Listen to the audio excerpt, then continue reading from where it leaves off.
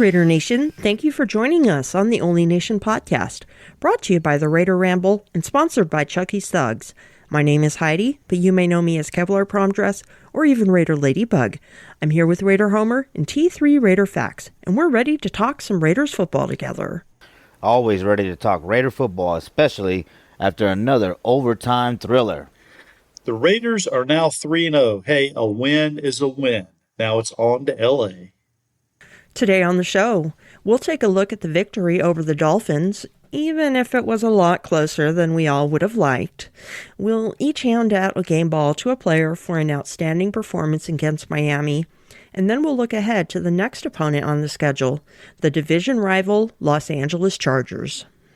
Okay, Raider Nation, this is the Only Nation podcast, and we want to hear from the Only Nation. So give us a call at 904-701-8667. That's 904-701-8667. You can leave us a voicemail or send us a text. Here's the latest Raider news.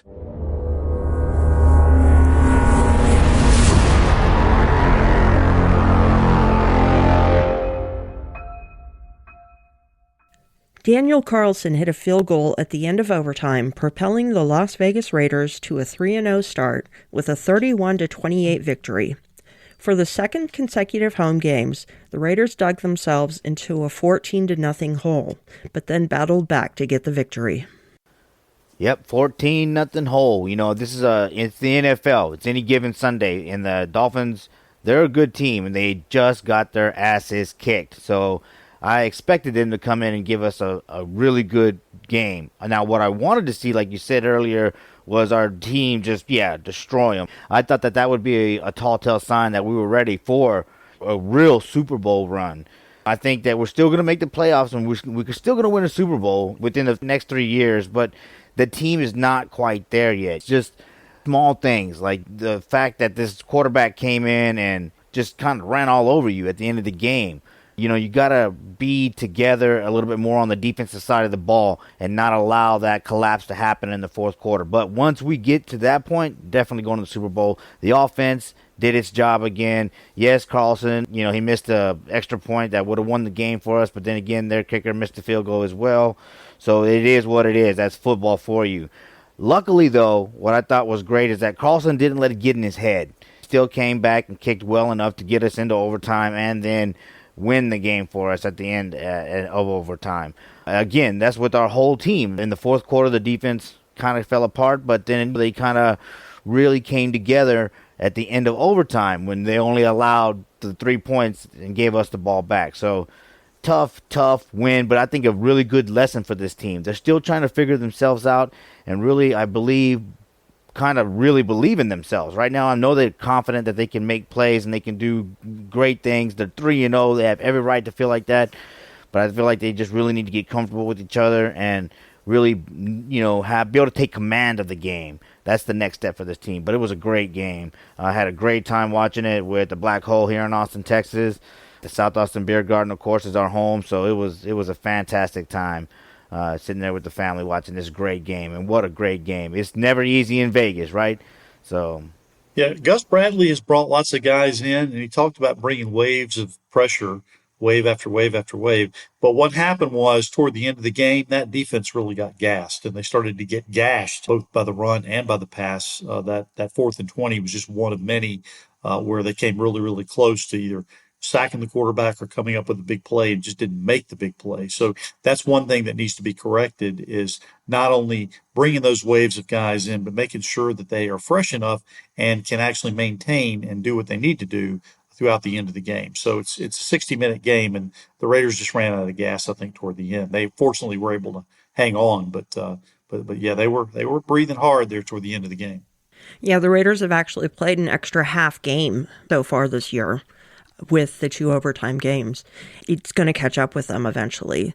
So that's where I think Gruden really needs to bear down and hold on to the ball later on in the game so the defense doesn't get gassed, not have these 3 and outs.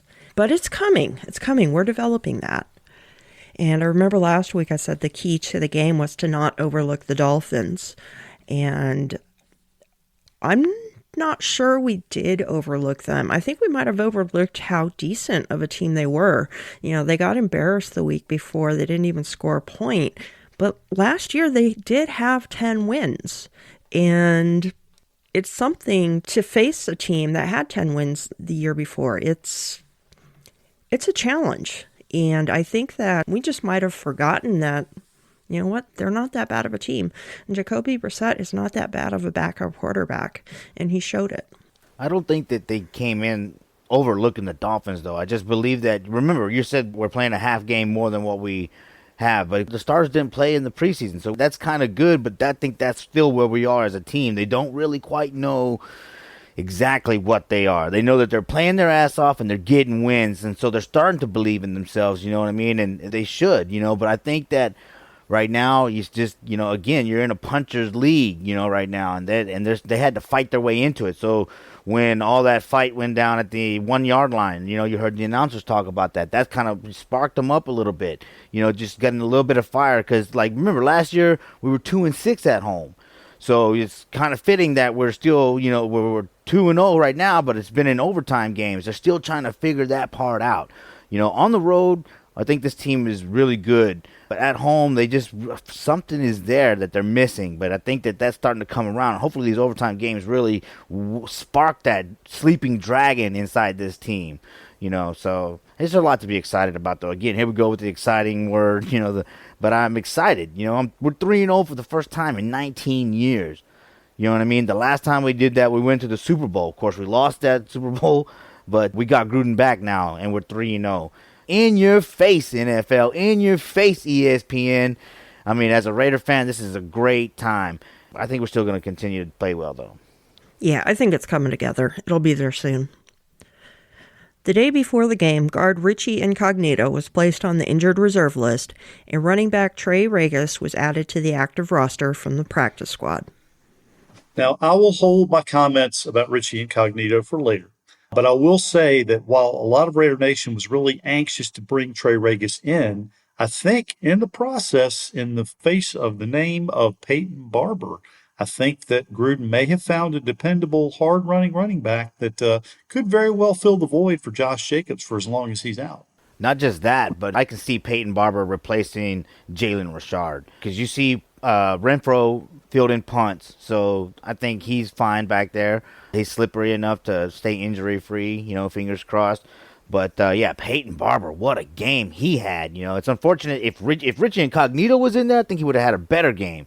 But that's one thing I was excited to see is that Gruden did not get away from the run game. And I think that's, goes back to what you were saying. He was trying to give the defense a rest. And we haven't quite gotten there yet because of, Richie Incognito being out and then Good getting hurt for the year. That really hurt our offensive line, which was still pretty much new considering that we lost Hudson, Brown, and Jackson. So tough way to start the season. But I was excited to see them stick with Peyton Barber. He got 111 yards. If we can get 80 to 100 yards out of that guy, man, we're back on track as an offense. I mean, we got the weapons. We'll talk about that here in a second, Derek Carr's performance. But, yeah, Peyton Barber really did a great job. And we'll see what happens with Trey Regis. I like the kid. Did play well in preseason, but Peyton Barber is on fire. Yeah, Barber did a pretty good job blocking, and on top of the 111 yards rushing, he picked up another 30-some yards in the receiving game. So he was a good all-around back, and he might make Jalen Richard expendable. So we're just going to have to wait and see. Great job front office. Mike Mayock. Where did they find this guy, right? Peyton Barber, he was a journeyman. Mike Mayock made a great decision bringing him in, and has really helped this offense. So great job front office as well. Derek Carr was 26 for 43 for 386 yards, 2 touchdowns, and 1 interception, which was a pick six. The Raiders led in time of possession 38 minutes 47 seconds to 31 minutes 13 seconds. They got 28 first downs versus 22 for the Dolphins, and the Raiders led Miami in total offense by a margin of 497 yards to 330. Yeah, it's exciting to see that we're still controlling the clock, too. That's a John Gruden trademark, I guess you could say. Derek Carr had a hell of a game. like he does all the time. He's been doing this his entire career, even with the pick six. I think the announcer said 11 pick sixes in his career. We talked last week, a little bit about Derek Carr being able to I think you said it, Heidi, he had it in him, and I think that a lot of Raider Nation is starting to come around to that. But I just want to, say it, though, that this is the kind of performance that Derek Carr has been putting in the whole time. But when you have a great front office, a great head coach, you have great offensive weapons, and you have a solid defense, you're going to play that much better. All those stats that you put up, they're going to turn into wins. But first you got to be able to put up the stats, and then you got to put together the team, and then you got to learn how to win. And that's what they're doing right now, is learning how to win. But Derek Carr has been performing like this his entire career, which is kind of upsetting because now you hear a lot of Raider fans coming back, and backtracking a little bit. But it's like, just remember that this is what Derek Carr's been doing his entire career. But I'm glad that it's starting to translate into wins for the whole team, because it is a team sport. And this defense, like I said, even though they struggled in the fourth quarter, remember, they didn't give up points, I think, in the second quarter and the third quarter, but then they started to struggle. Of course, that was when Miami, pulled out all the stops, right? I mean, Miami had nothing to lose and everything to gain. You know what I mean? The Raiders were still trying to, I think, prove to themselves that they are for real. You know what I mean? They're making plays and all that, but you still got to put all that together and get a win, and I think that's where the Raiders are. So, but the defense played well enough, and Derek Carr was able to get another game-winning drive. I think that's 26 now. Guys, you've been a Raider fan for a long time. I've been a Raider fan for a long time. We've never seen that, right? We've never seen that many fourth quarter comebacks or fourth quarter game-winning drives. Derek Carr will get a Super Bowl with this team, especially with this defense coming together the way that it is. Look, what about Perryman? Let's talk about Perryman a little bit. That guy had 14 tackles. He's quickly becoming a favorite Raider of mine. But we're on the way. And it's a complete game. You know what I mean? And so, still, we had a couple of field goals, but in the end, those field goals saved us. A lot of people, I wanted to see us score a touchdown on the first drive of overtime, but we didn't get there. We got the field goal, and then we came back. Carlson again. You know what I mean? So, I don't know. All three phases are starting to come together, and that's why we're 3-0 right now. Speaking of Derek Carr, I know a lot of people were down on him for throwing that pick six, but I will remind everybody that in week 1 of last year's regular season, Tom Brady, yes, the mighty Tom Brady threw a pick six in week 1, and it didn't turn out too badly for the Buccaneers on the whole. So if you look at the entire body of work that Derek Carr has put forth so far, and he has been the comeback kid toward the end of games. The 14-0 hole was not dug by him. He may have thrown the pick six, but he's not the one that called that fourth down play or deep in Raiders territory early in the game. That was not his call. That was somebody else's call. So I think when we look at Derek Carr, we look at the fact that he is able to be resilient and pull things out of the fire, and he's used to doing that now. And that's what I want our quarterback to be able to do, is to be used to that and to be able to stand in the fire and deliver.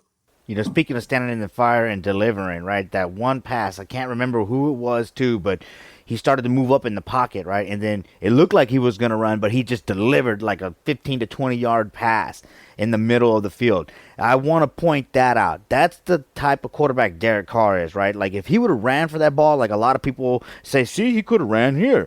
If he would have ran, he'd maybe got 5-10 yards, but he stayed a true passer and delivered the ball down the field. I mean, that was probably the play of the game for me and for Derek Carr, even though he had a great game. That, to me, was what I want to see from Derek Carr. That fourth down play early in the game, wasn't that on the 34-yard line? Yes, that was on the 34-yard line in the first quarter. Yeah, that's a decision that's not going to win you many games. No. That shows that Gruden believes in the defense, though. That's why he did that. But, yeah, that was a mistake. He should have punted that. Right. Josh Dubois' Twitter account was apparently hacked because he has been tweeting out several pro-Raiders tweets and several pro-Derek Carr tweets lately. And one of them said that the Raiders are the first team in NFL history to have 4 players reach 200 yards in the first 3 games of the season. And that is Ruggs, Waller, Edwards, and Renfro. They say it's a small world after all, and I guess maybe it is, because I even heard Colin Cowherd and Skip Bayless saying good things about the Raiders, and it just made me scratch my head and think, wow, what a 180. people that have been trashing the Raiders and been jumping on the Raiders for years and years and years. And even as far as last week, talking about the fact that their 2-0 record was fool's gold and they're really going to start to lose and that they're overrated and not buying into the hype.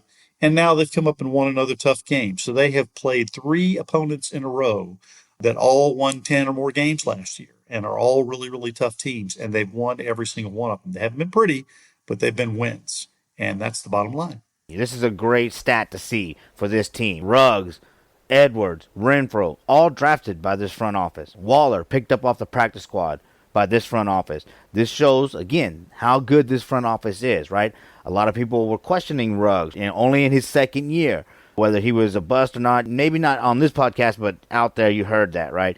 Edwards, we were concerned about his injuries, but they both look for real. And with Renfro running the middle like that, like he does, and still being able to score touchdowns with the head fakes and all the 3 motions that he was doing in that one route, this is a great team. And we have a lot of weapons, obviously. Even when we got the haters tweeting out positive things. That's what I'm saying. In your face, NFL. In your face, ESPN. In your face. All of y'all counted us out. We knew that we were building something special. We stuck with our team, and now you guys got to just really report on the Raiders now. No more of this clickbait bullshit that you usually put out there to try to get Raider Nation fired up. You know what I mean? You really got to report some stats now. This is exciting. Again, I'm excited. 3-0. I can't say it enough. It's been a long time since I've seen this. I'm super stoked. This is going to be a special team. I believe that Renfro, Waller, and Carr are probably the best trio we've had in a long time. Better than Carr, Cooper, and Crabtree for sure. On the initial injury report released on Monday, the day we are taping this podcast, there are 3 players listed as questionable for next Monday's contest against the Chargers. Josh Jacobs, who is nursing both an ankle and a toe injury, Dallin Levitt, who is still battling through a concussion, and safety Roderick Teamer, who has an injured shoulder. Updates will be provided throughout the week, and we'll see if there's any change in the status of any of these players. Also, safety Trayvon Moehrig suffered an ankle injury late in the game against the Dolphins, and his status for next week is yet unknown. Yeah, hopefully all these guys are fine. Could use Josh Jacobs back. Dallin Levitt, go ahead and take your time coming back. I'd rather see Diablo in there, as we did this week. Even Teamer, though. If Teamer can get back, that'd be nice. But we'll see what happens. Hopefully Moehrig's fine. A couple of times you saw Mullen down too, so hopefully he's fine. But hey, this is football. A lot of these guys are going to have to play injured.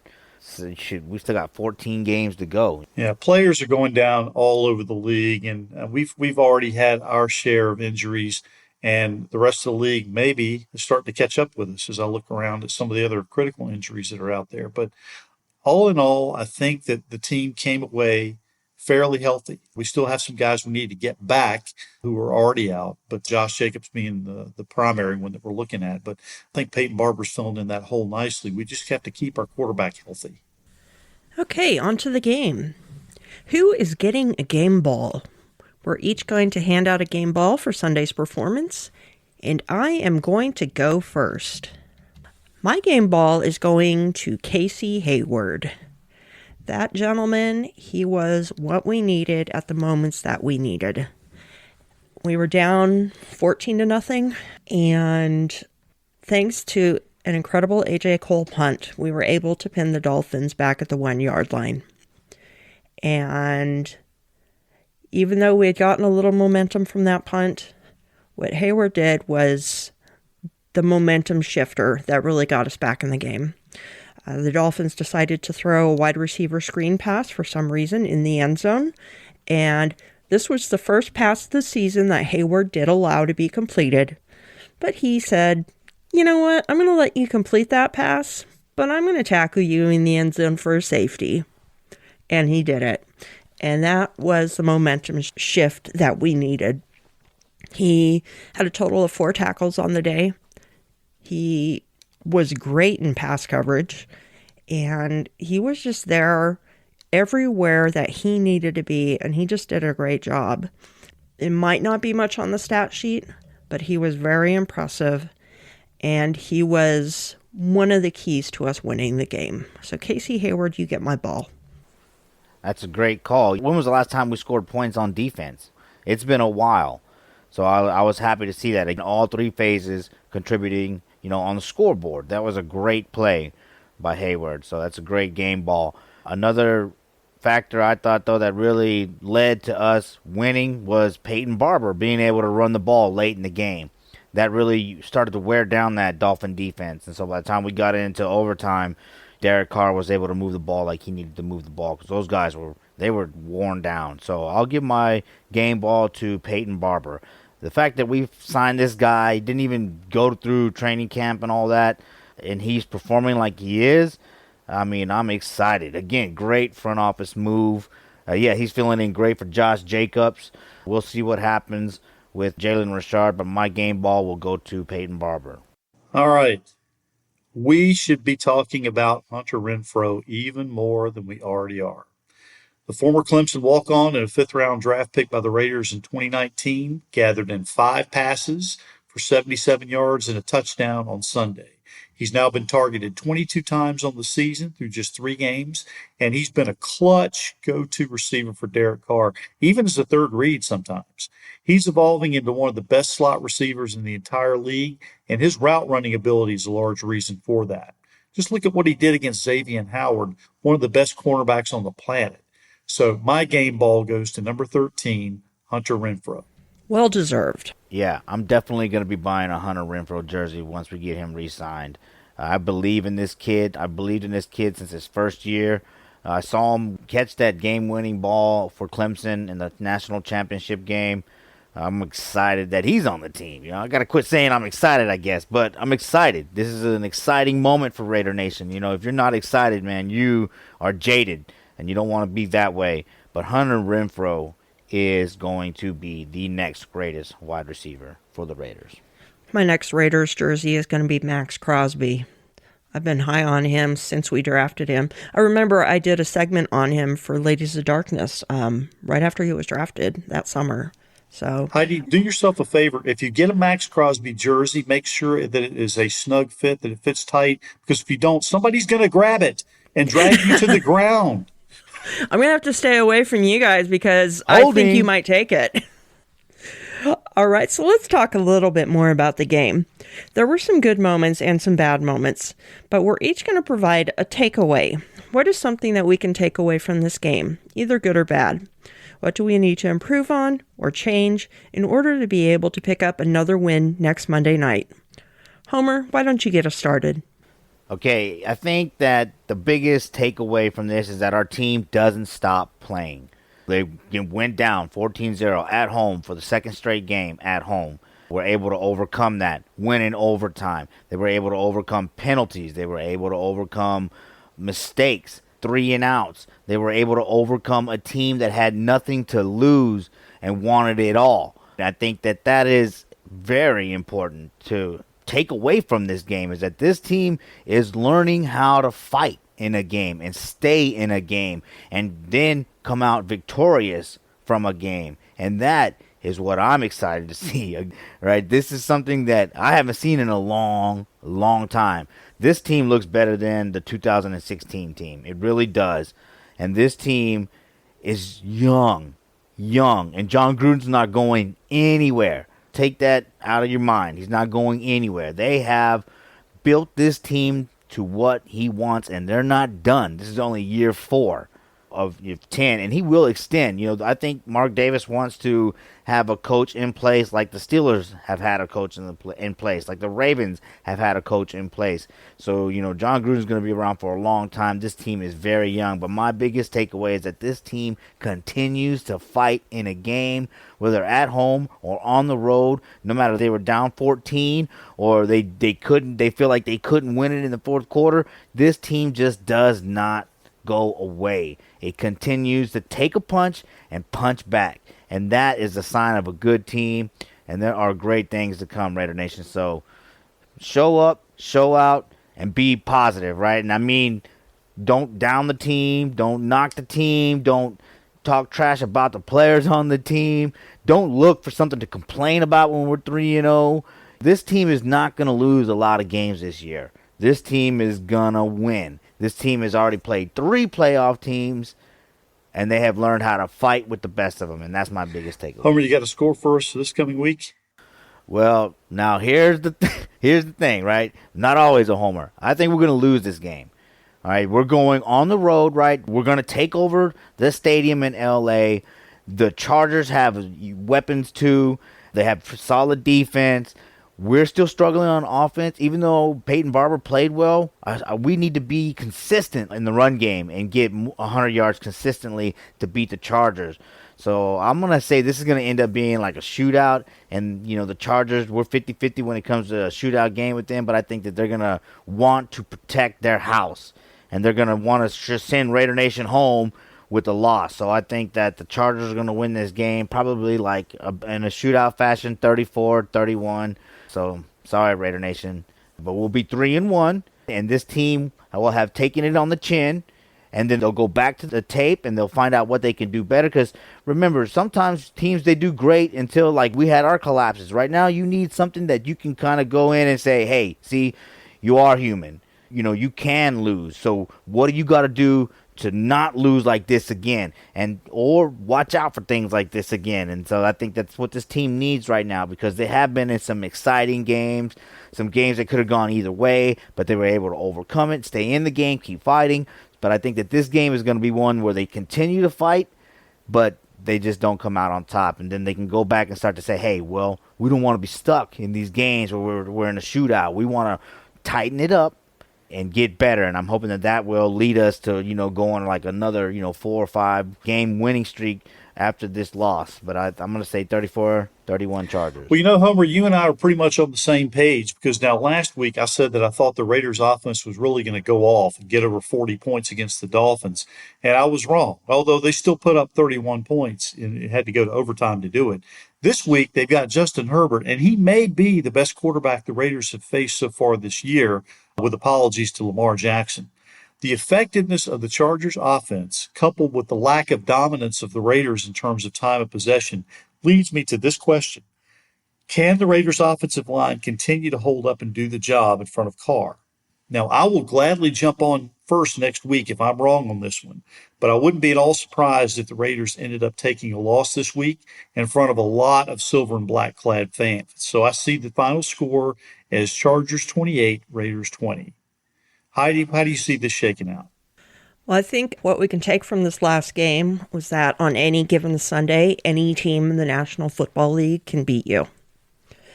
And we need to play up to the highest intensity, not down to any competition, but play up to it. Chargers are a good team, so we are going to play up to it. And I'm going to be the lone wolf on this one. I'm going to say Raiders 27, Chargers 24. The Raiders pulling it out. I hope you cook up a big crow pie for me and Homer next week, because I will happily eat if Raiders do pull this out. Bring the hot sauce. I will cook up 2 separate crows for each pie. They're going to be huge pies. There you go. Yeah. Nice. I'm hungry. Good. Okay, T3, how about bringing us your top 3 for the week?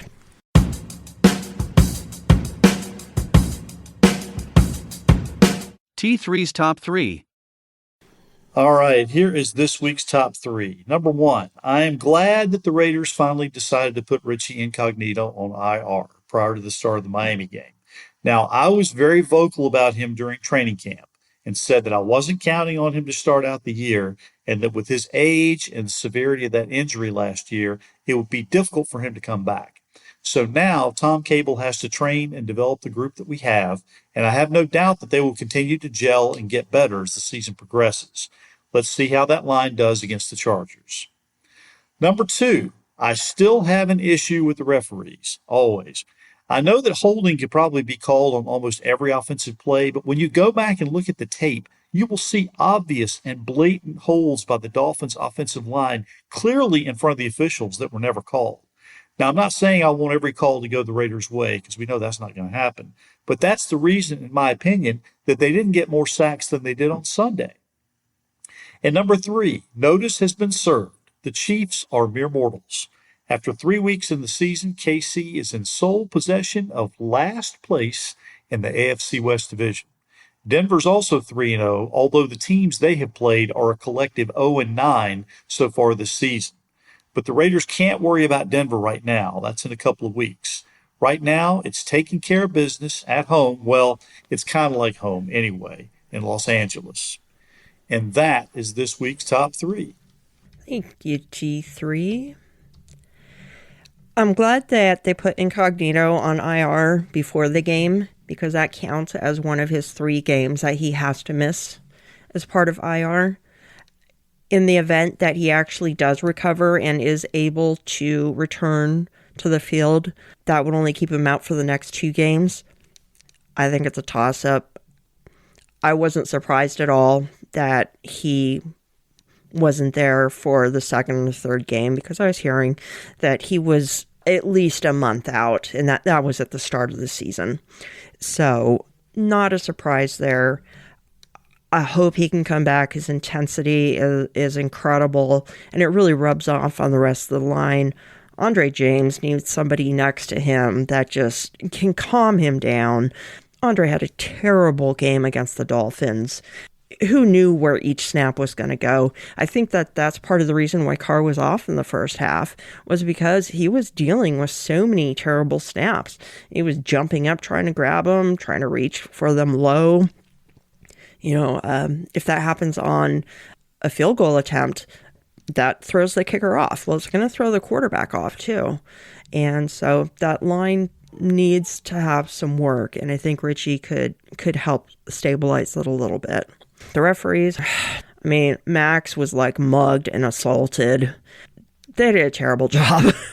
There's nothing I can say. They did terrible. There were so many holds, it was crazy. And the Chiefs, oh my gosh. I loved that picture on Facebook where it has the AFC West with the logo and record of each team. And Raiders 3-0, Broncos 3-0, Chargers 2-1, and Chiefs last place 1-2.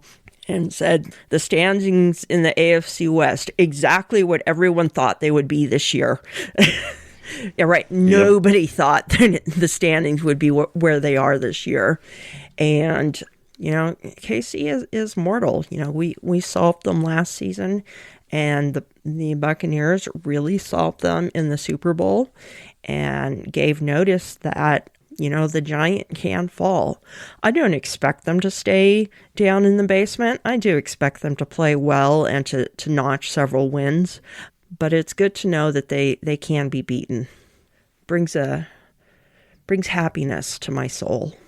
Yeah, I'm not glad that they put Richie Incognito on IR. I was hoping he would come back a lot sooner, but, he didn't. And it's unfortunate because we really do need him to be consistent with the run game.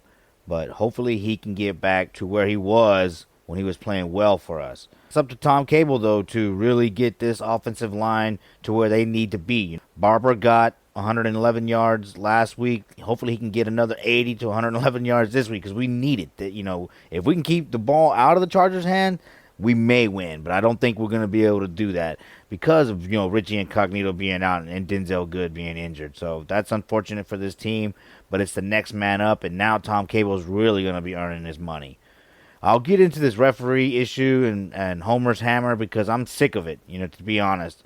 And then the Chiefs, yeah, I'm glad that their reign seems to be over. FKC, all right, go to jr60brands.com and get you an FKC shirt because I cannot stand the Chiefs. The Ronald McDonald-clad team with Ronald McDonald-clad fans, and I can't stand them. And if it weren't for Andy Reid being in the hospital right now, I'd make fun of him for looking like the Kool-Aid man. But unfortunately, he's in the hospital, so I'll send him prayers. But it makes me sick to say that, but I'm glad they're in last place, and I hope they stay there. And I hope Andy Reid gets out of the hospital. But with that being said, I guess now let's get into Homer's hammer.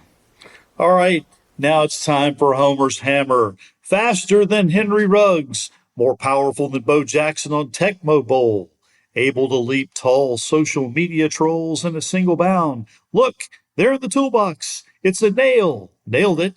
It's a screw. Driver. No, it's Homer's hammer.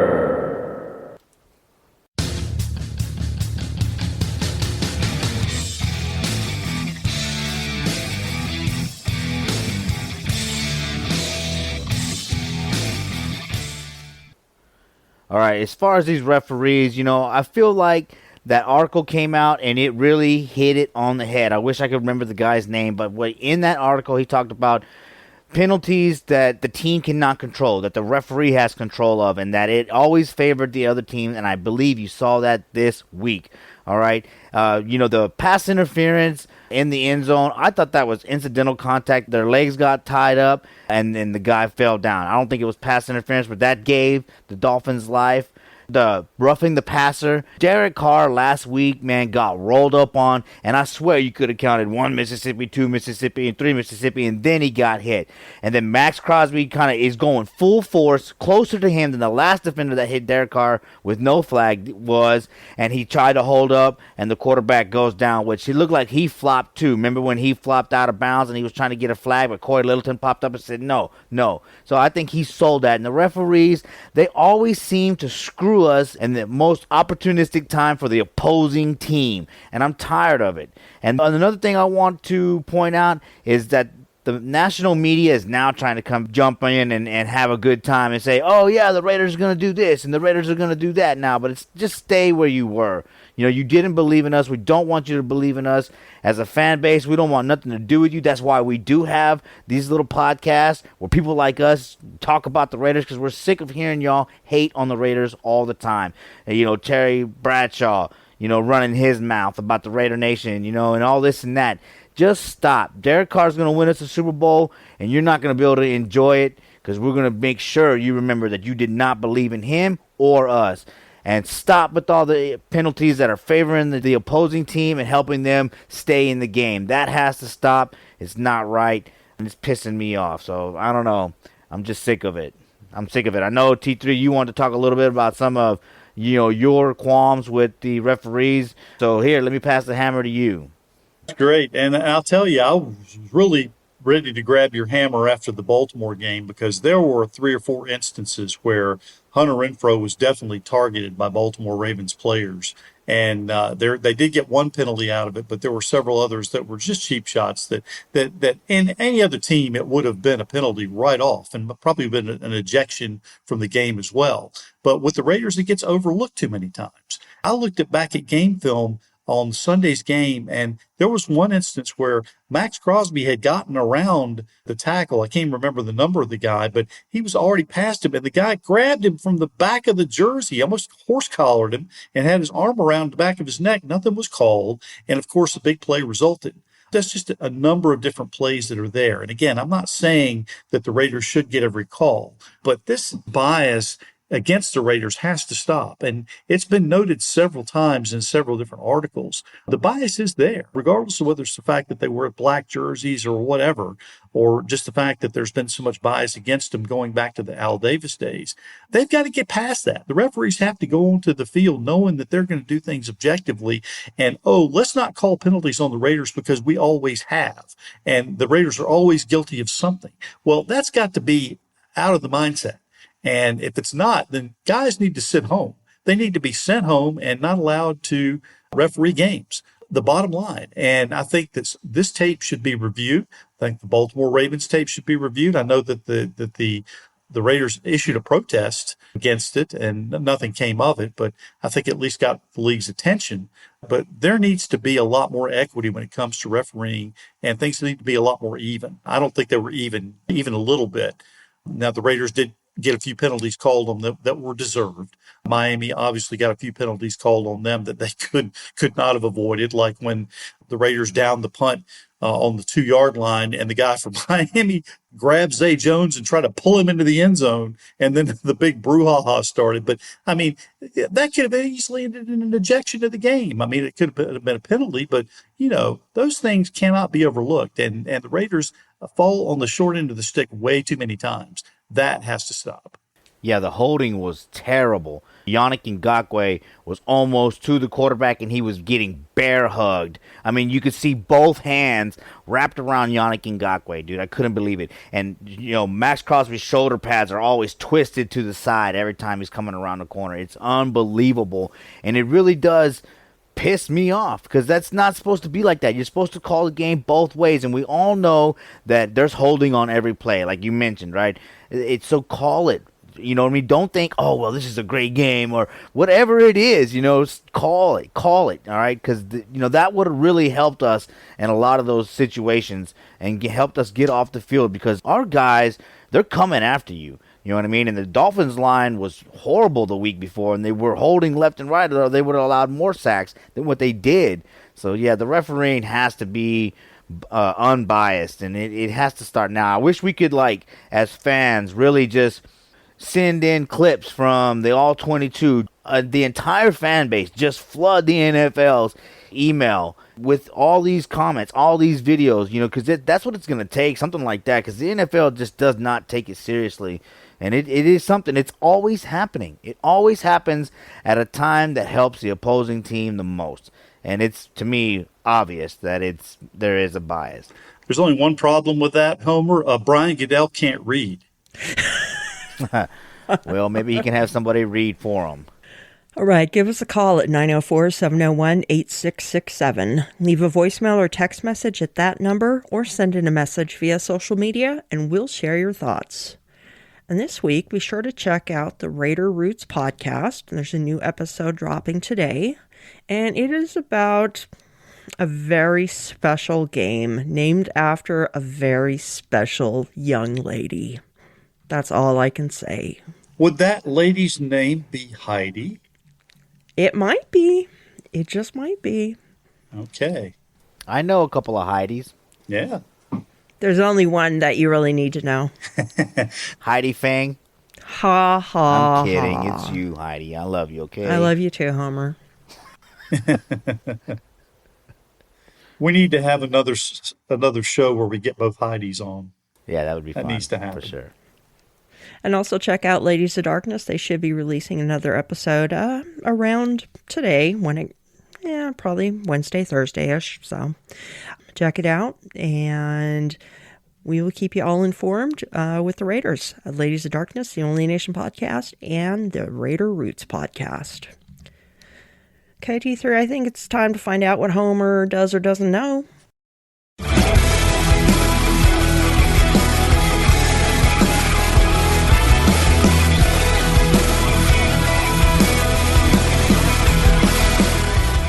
Hey Homer, did you know?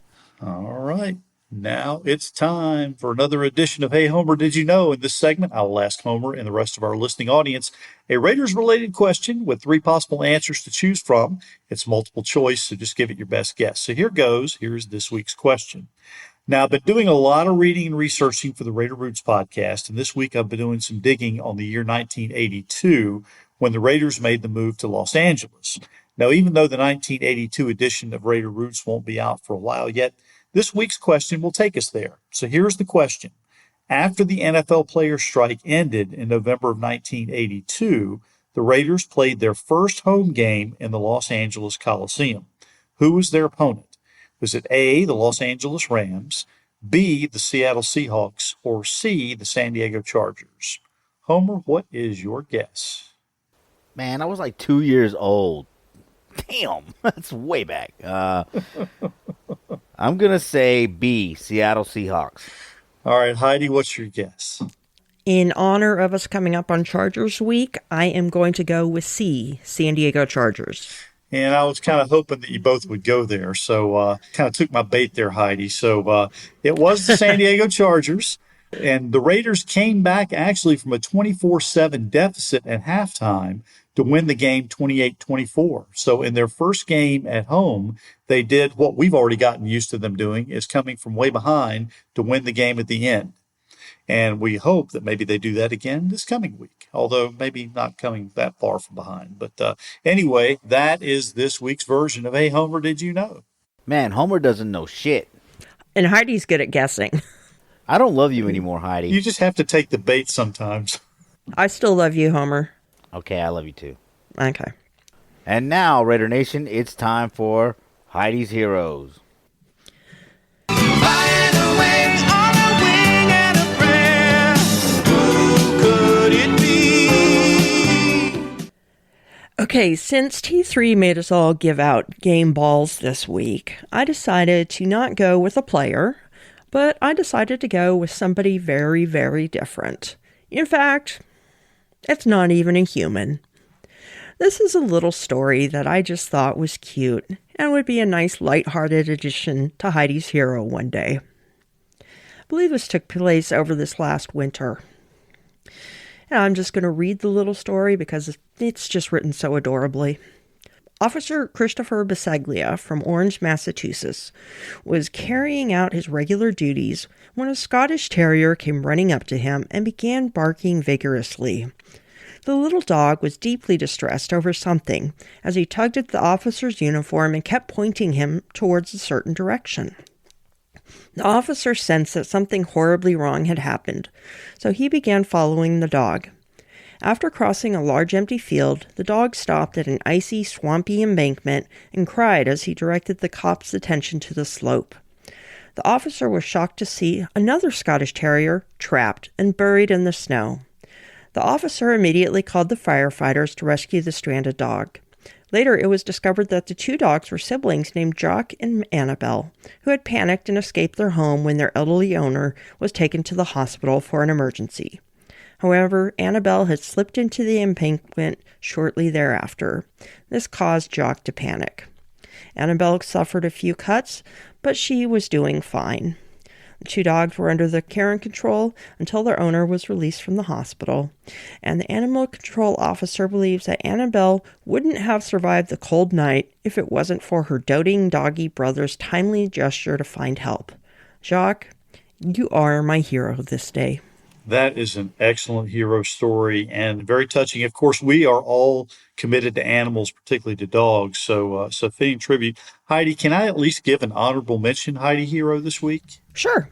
I am going to give an honorable mention Heidi's hero to the entire Tom Flores family. He got his Hall of Fame ring this past weekend.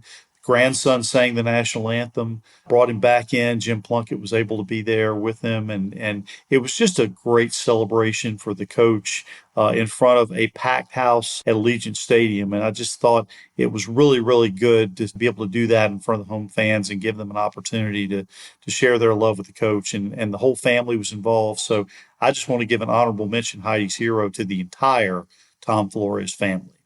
You know, it was awesome to see Coach Flores at the Hall of Fame and then in Sanger, California, give a speech about going into the Hall of Fame. So absolutely congratulations to the entire Flores family. It's well-deserved and well overdue. And as far as the puppies, I always love hearing about puppies getting saved. You know what I mean? I love my dog Puddles. I love my dog Barrett. If I needed somebody to help them, I hope somebody could and would help them. And, of course, you know, we do our part in the Black Hole to help Texas Pit Crew, which is a group of people that help find foster homes for dogs, you know, all kinds of dogs. And then they also help with educating people on pit bulls. So if you'd like to help us with that fundraiser in February, Raider Nation, just keep an ear on. I'll let you know when that's going on. But I always love hearing stories about humans helping dogs, humans helping animals. I think that's very important to have that kind of heart because, hey, we're all here on this rock together, and dogs are badass. And here in D.C., we have Pups and Pints coming up next month in October. And Heidi, I might see if I can get my wife to talk to you again. Okay, that sounds good. And that about does it for this week on the Only Nation podcast. Next week, our schedule will be a little off again because our game is on Monday night against the Chargers. So we'll be getting the episode out a little bit late again. If you'd like to help support the show, buy us a hot dog at buymeacoffee.com/onlynationpod. You can find me, Heidi Stabbert, on social media as @KevlarPromDress on Twitter and Instagram, or Heidi Stabbert on Facebook. You can also find me on YouTube on Captain Jack Rackham's channel every other Tuesday night. I join the DC wench Peggy Holmes and Andrea Trask on the Captain and His Wenches show. You get a plug, you get a plug, you get a plug. Everyone gets a plug. Let me plug myself, Raider Nation. You can find me by going to theraiderhomerchannel.buzzsprout.com. There you will find links to all my social media accounts as well as to my podcast on whatever podcasting apps that you listen to. And again, hey, I'm going to give a couple more plugs to Chucky Stuggs, who is our sponsor. Of course, please go to chuckystuggs.com, enter the promo code Homer Flag to get $9.99 off of your flag. Take it into the stadium and be seen during the game and show a video of it to chuckystucks.com, and you can win $500. And of course, go to jr60brands.com, where you can get merchandise for the fans by the fans, because it is for the fans by the fans over there at jr60brands.com. High quality merchandise. And like I said last episode, Joker Raider is a really cool guy, good friend of mine, and definitely a credit to the Raider Nation. All right, Raider Nation, we want you with us every step of the way during the regular season. It's 3-0 so far. Let's continue on this journey. So here's what we want you to do. Send us your name and address so we can send you some free Raider swag. Call us and tell us what you want to know. Throw us an interesting nugget that we can use on one of our upcoming episodes, and become a part of what we're doing here. Remember, this is the only nation, and we want you to be a part of it. So call us 904-701-8667. That's 904-701-8667. Call us now and join the Only Nation podcast family.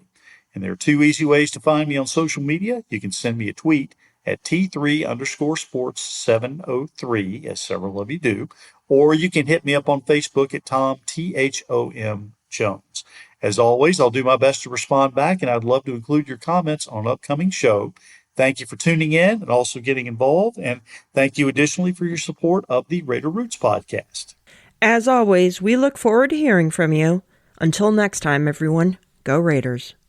Go Raiders. We are not just a nation, we are the only nation, and we are LA's team. Raiders.